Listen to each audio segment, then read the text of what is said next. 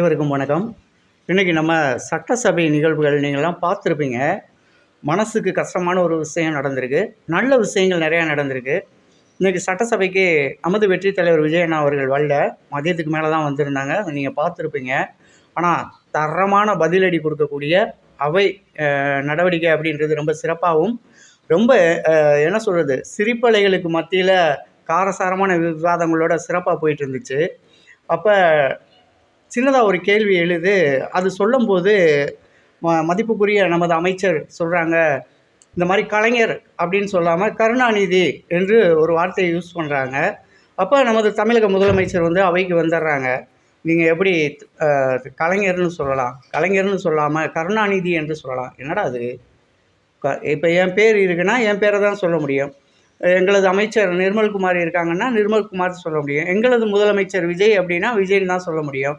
அதை விட்டுட்டு புதுசாக இருக்கே, இதே கேள்வியை ஏன் அனைத்து இந்திய அண்ணா திராவிட முன்னேற்ற கழக ஆட்சி இருக்கும்போது கருணாநிதின்னு ஏலம் போட்டுக்கிட்டு இருந்தாங்களே புரட்சி தலைவி அம்மா, அப்போ கேட்க துப்பு இல்லையா அப்படின்னு தான் நினைக்கிறேன். ஐயா ஓபிஎஸ் அவர்களை கேட்கணும்னு நினைக்கிறேன்.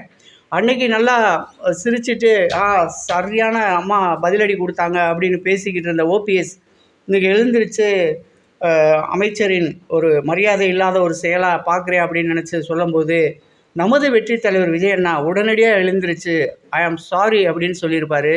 ஒரு நிமிடம் நான்லாம் அப்படியே ஒரு மாதிரி ஆகிட்டேன்.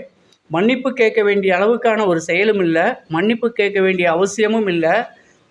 சபையில் எப்படி பேசணும் என்ன அப்படிங்கிறதுக்கு அவை குறிப்பிலிருந்து நீக்கிக்கிறோம் அப்படின்னு சொல்லிட்டு உட்காந்துருக்கலாம். அண்ணே ஏன் இப்படி ஒரு வார்த்தையை கேட்டார் அப்படின்னு எனக்கெல்லாம் ஒரு மாதிரி பதறிடுச்சு.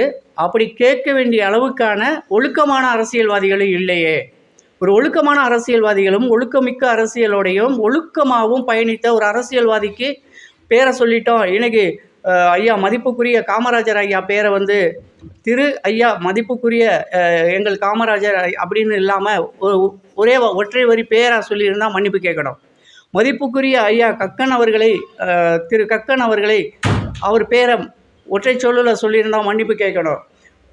மகாகவி பாரதியார் அவர்களை ஒற்றை வரியில் சொல்லியிருந்தால் மன்னிப்பு கேட்கணும். இப்படி எவ்வளவோ தலைவர்களை மன்னிப்பு கேட்க வேண்டிய அளவுக்கான ஒற்றை வரி வார்த்தைகள் சொல்ல வேண்டிய தலைவர்களுக்கு ஈக்குவலான தலைவரும் இல்லை. அவ்வளவு தூரம் இந்த மக்களுக்கு நல்ல ஆட்சி கொடுத்தவரும் இல்லை. இவர் ஆட்சி செஞ்சார், ஆட்சி புரிஞ்சார். இவர் வந்த காலங்கள்லேருந்து இருந்த காலங்கள் வரைக்கும் இந்த 70 வருடத்தில் அவர் செஞ்ச ஒரே ஒரு சாதனை, தன் குடும்பத்துக்கான சொத்தை சேர்த்தார். தன் குடும்பத்தில் இருக்கக்கூடிய உறவுகளுக்காக வீடு கோட கோபுரம் மாட மாளிகை கட்டி வச்சுக்கிட்டாரு. அப்பேற்பட்ட ஒரு தலைவர்னு இவங்களா கொண்டாடிக்கிட்டு இருக்க ஒருத்தருக்காக என்னோட வெற்றி தலைவர் விஜய் அண்ணா அவர்கள் ஐ ஆம் சாரி அப்படின்னு சொன்னதை நான் வெறுக்கிறேன். இந்த வார்த்தையை கேட்க வேண்டிய அளவுக்கான ஒரு உன்னதமான தலைவர் இல்லைப்பா. அவ்வளோ பெரிய உன்னதமான தலைவராக இருந்தால் சாரி கேட்கலாம், கேட்கத்தான் வேணும், தப்பு கிடையாது. யாருக்கு கேட்டிருக்கணும்? புரட்சி தலைவர் அம்மாவை பற்றி பேசியிருந்தா. கேள்வி கேட்க வேண்டிய தலைவர்களும் இல்லை, கேள்வி கேட்க வேண்டிய தலைவரே இல்லை. அவர் மதிக்க வேண்டிய ஒரு தலைவரா அப்படின்னு கேட்டால் உண்மையிலே மகுடம் சூடிய ஒரு தலைவராக இருக்கணும், மக்களுக்காக ஒரு தலைவராக இருந்திருக்கணும். தனக்கான ஒரு தலைவரும் தன் குடும்பத்துக்கான ஒரு தலைவராகவும் குடும்ப தலைவராக இருந்த முன்னாள் முதலமைச்சர் கருணாநிதி என்று அழைத்ததில் தவறில்லைன்னு தான் நான் நினைக்கிறேன். இதில் என்ன தப்பு இருக்குது? தப்புனாக்க நீங்கள் உங்களோட கருத்துக்களை கமெண்ட் பாக்ஸில் சொல்லுங்கள். இதுக்காக அன்னை மன்னிப்பு கேட்டதை நான் வன்மையாக கண்டிக்கிறேன். மன்னிப்பு அப்படின்ற வார்த்தையை அவை குறிப்பிலிருந்து தயவு செஞ்சு நீக்குங்க அப்படின்னு மதிப்புக்குரிய ஐயா உங்களையும் கேட்டுக்கிறேன். நீங்களும் நீக்கி விட்டுருங்க. இந்த வார்த்தை ஒரு அவச்சொல்லான ஒரு இடமா இருக்கும். அழகாக சொல்லியிருக்கலாமே.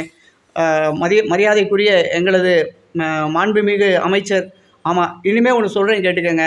இனி வரும் காலங்களில் ஓட்டு கேட்க வரும்போது ஒவ்வொரு எம்எல்ஏவாக நான் ஜெயிக்கணும், உங்ககிட்ட ஓட்டு கேட்டு வர்றேன் அப்படின்னு நீங்களாம் வந்தீங்கன்னா, மாண்புமிகு வாக்காளர்களே, மாண்புமிகு வாக்காளர் பெருமக்களே, மாண்புமிகு ரோடே, மாண்புமிகு சைக்கிளே, மாண்புமிகு டூ வீலரே, மாண்புமிகு இப்படி ஒவ்வொருத்தருக்கும் மாண்புமிகுன்னு சொல்லி தான் மரியாதையாக நீ ஓட்டு கேட்டு எவனாக இருந்தாலும் வரணும். அதை விட்டுட்டு இன்றைக்கி சொல்லிவிட்டு தப்பிச்சு போயிட்டோம் அப்படின்னா 5 வருஷம் கழித்து வருவீங்கடி வீட்டு வாசலை பக்கம். அன்றைக்கி இருக்குது உங்களுக்கு. அன்றைக்கி என்ன சொல்லுவாங்கள்ல ஒரு பழமொழி, பின்னால் இருக்குடா உங்களுக்கெல்லாம் புரட்டாசி. ஆனால் நிச்சயமாக உங்களுக்கு பின்னால் ஒரு புரட்டாசி இருக்குது. அது புரட்டாசியா சித்திரையா அப்படின்றத அன்னைக்கு காட்டுறோம். இன்றைக்கி எங்கள் தலைவரை மன்னிப்பு கேட்க வச்சதுக்கு மிகப்பெரிய அளவில் நான் வருத்தப்பட்டேன். அந்த மாதிரி நீங்கள் யாராவது வருத்தப்பட்டிருக்கீங்க, வருத்தப்பட்டீங்க, மனசளவில் பாதிக்கப்பட்டீங்க, இது வெளியில் சொல்ல முடியாத அளவுக்கான ஒரு தவறு கிடையாது. அவர் எம்எல்ஏவை கூப்பிட்டு அவர் அவை குறிப்பிலேருந்து நீக்க சொல்லியிருக்கலாம்.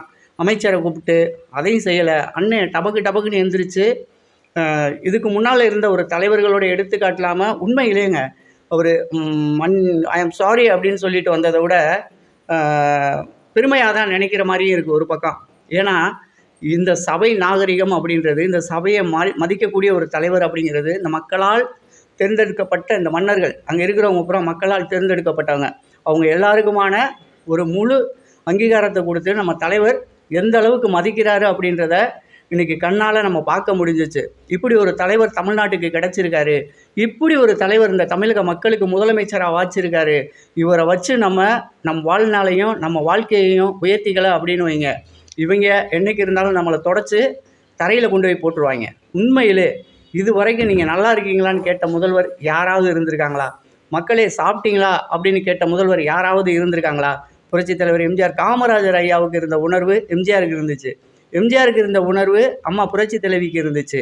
அவங்க 2 பேருக்கிட்ட 3 பேருக்கிட்ட பார்த்த தாய் உள்ளத்தை இன்றைக்கி வெற்றி தலைவர் விஜய் அண்ணாட்ட பார்க்குறோம். இப்பேற்பட்ட ஒரு தலைவர் தான் எங்களுக்கு வேணும்னு ஏங்கிக்கிட்டு இருந்தோம். இன்றைக்கி எங்கள் வீடு கொள்ளையடிக்கப்படலை. என் வீட்டில் குடி வச்சேன்னா திமுககாரன் ஒருத்தன் குடி வந்துட்டான்னாக்க வீட்டை எழுதி வாங்கிடுவான். இன்றைக்கி அந்த தொல்லை இல்லை. உட்காந்துட்டு காலி பண்ண மாட்டேன்னு சொன்னாக்க காவல்துறைக்கிட்ட போனால் 10 நிமிஷத்தில் வீட்டை காலி பண்ணி விட்டுறாங்க. ஏன்னா வீடு ஓனர் அவன் இருக்கா, நீ என்னடா உட்காந்துக்கிட்டு பேசுகிற அப்படின்னு கேட்குறாங்க. ரொம்ப சந்தோஷமாக இருக்குது. ஒரு கையெழுத்து வாங்க போனால் 100 ரூபா லஞ்சம் கேட்கல. லஞ்சம் லாவணியமற்ற ஒரு அரசு நடந்துக்கிட்டு இருக்குது. ஏழைகளுக்கான அரசாக நடந்துக்கிட்டு இருக்குது அப்படின்றத நாங்களே வெளிப்படையாக சொல்கிற இடத்துல இருக்கோம். அப்படி இருக்கும்போது அண்ணன் இன்றைக்கி மன்னிப்பு அப்படின்ற சாரி அப்படின்ற வார்த்தை எங்களை பெரிய அளவில் பாதிக்கப்பட்டுச்சு. அது பாதிக்கப்பட்டுச்சுன்னு சொல்கிறத விட நீங்கள் சாரி சொல்லக்கூடிய அளவுக்கான ஒரு தலைவர்கிட்ட இல்லை. லஞ்சம், ஊழல் என்னென்ன இருக்கோ அவ்வளோ இயக்கத்தன வழக்குகளும் அந்த கட்சியில் இருக்க அமைச்சர்கள் மேலே இருக்குது. கோர்ட்டுக்கும் வாய்தாவுக்கும் தப்பிச்சு ஓடிக்கிட்டு இருக்காங்க. அப்பேற்பட்ட ஒரு கட்சி மரண படுகொலியில் கிடக்கு. இன்றைக்கி மீண்டு வருவோமா, இத்தோடு நம்ம மாண்டு போயிடுவோமான்னு தெரியலையே. ஆண்டவா, இப்படி ஒரு கட்சி ஆண்டுக்கிட்டு இருக்கே, மக்களுக்கு பிடிச்ச ஒரு தலைவனாக இருக்கானே, நம்ம என்னடா பண்ண போகிறோம் அப்படின்னு ஒவ்வொரு நிமிஷமும் அவங்க துடிச்சிக்கிட்டு இருக்காங்க. இது தெரியாமல் நம்ம தலைவர் ஐ எம் சாரி, வேணாம் தலைவரே அப்படிலாம் கேட்காதீங்க, ஒருத்தே இல்லைங்க. நீங்கள் சாரி கேட்குற அளவுக்கான ஒருத்துள்ள ஒரு கட்சியும் கிடையாது, அவர் ஒரு தலைவரும் கிடையாது. அதனால் அன்றைக்கி சாட்டே ஒரு பாட்டே பாடியிருப்பார். அதுக்கு பாட்டு பாடுனதுக்கு பிடிச்சி உள்ளே போட்டாங்க. என்ன கள்ளக்குடி கண்ட கருணாநிதி வாழ்கவே அப்படின்னு ஒரு பாட்டு இருக்கும், கட்சி பாட்டு. அதை சாட்டை உல்ட்டா பண்ணி போட்டிருப்பாப்புல, அப்பளுக்கு இல்லாமல் அடித்து விட்ருப்பார். சிறப்பான சம்பவம் பண்ணி விட்டுருப்பார். இன்றைக்கி அவங்க எல்லாம் ஒன்று சேர்ந்து கட்சிக்குள்ளே ஊடுருவ போகிறாங்க. அப்படிங்கும்போது இவங்களுக்கு எதுக்கு மரியாதை? எதுக்கு இப்போ மரியாதை கொடுக்கணும்? ஆமாப்பு நம்ம வீட்டுக்கு வந்தாங்களா, நம்மளோட நல்லது கெட்டதில் கலந்துக்கிட்டாங்களா, இல்லை நம்ம பிள்ளை குட்டிகளுக்கு நல்லது செஞ்சாங்களா? ஒரு பள்ளிக்கூடம் கட்டினா 3 நாள் இடிஞ்சு விழுந்துச்சு. ஒரு ரோடு போட்டால் 2 நாளில் பேர்ந்து போச்சு. ரோடு போட்டது சரியில்லடா அப்படின்னு அந்த ஊருக்காரன், ஐயா ரோடு பூரா தரையிலே ஒட்டலை அப்படின்னு பேத்து காமிச்சா, ரோடு போட்ட கான்ட்ராக்டுக்காரனை கூப்பிட்டு தண்டிக்காமல் இந்த ரோடை பேத்து காமிச்சான்ல, அவனை பிடிச்சி உள்ளே போட்டாங்க. ஆமாப்பா, அப்பேற்பட்ட யோக்கியமான தலைவரை பேர் சொல்லி அழைச்சது தப்பு தான். இனி வரைய காலங்களில் யாராக இருந்தாலும், இப்போ நானாகவே இருந்தாலும் மிஸ்டர் யூடியூபர் அப்படி தான் கூப்பிடணும், மாண்புமிகு யூடியூபர் கூப்பிடணும். இப்போ நான் இருக்கேன், இப்போ நம்ம உறவுகள் இருக்காங்க, நம்ம தலைவர் இருக்கார், இப்போ மக்கள் இருக்காங்க, நீங்கள் ஓட்டு கேட்க வந்தீங்கன்னா மாண்புமிகு வாக்காளர்கள் அப்படின்னு தான் நீ எவனாக இருந்தாலும் எங்களை கூப்பிடணும். இல்லை நீங்கள் மட்டும் 12 மாதத்தில் பிறந்திருக்கீங்க, நான் மட்டும் என்ன கொரோனா மாதத்தில் 8 மாதத்துலையா பிறந்து உட்காந்துருக்கோம்.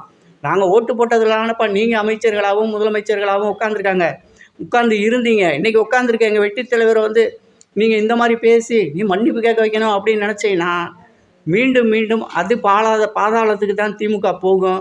மக்கள்கிட்ட பிடிக்காத ஒரு தலைவரை ஆயிடுவீங்க. தயவு செஞ்சு மாற்றிக்கங்க, இல்லை நாங்கள் மாற்றுவோம். நன்றி, வணக்கம். அடுத்த வீடியோவில் சந்திப்போம். இவங்களை விடுறதா இல்லை, எனக்கு மிகப்பெரிய வருத்தம். வருத்தத்தை எப்படியா கொட்டி தீக்கணும், செம்ம கடுப்புங்க, அவ்வளோ கோவம். இந்த கோவத்தை எப்படா தீர்க்கிறது அப்படின்னு தான் இருந்துச்சு. அவ்வளோ பெரிய யோக்கியமான ஒரு கட்சி இல்லைங்க. இன்றைக்கி ஊழல் லஞ்சம் வழக்கில் தப்பிச்சு ஓடிக்கிட்டு எந்த நாட்டில் போய் குடியிருப்போம் அப்படின்னு நினச்சிக்கிட்டு இருக்காங்க.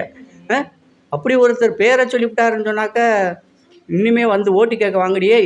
மாண்புமிகு வாக்காளர்களே, எனக்கு ஓட்டு போடுங்கன்னு வந்து விழுவீங்கல்ல, அன்றைக்கி இருக்கு உங்களுக்கு. நன்றி, வணக்கம். அடுத்த வீடியோவில் சந்திப்போம். வீடியோ பிடிச்சிருந்தா லைக் பண்ணிவிட்டு அப்படியே ஒரு கமெண்ட் பாக்ஸில் ஒரு கமெண்டையும் தட்டி விட்ருங்க. ஏன்னா நீங்கள் என்ன சொல்ல வர்றீங்கன்னு எனக்கும் தெரியும். அப்படியே மாற்றிக்கலாம்ல, அதுக்காக தான்.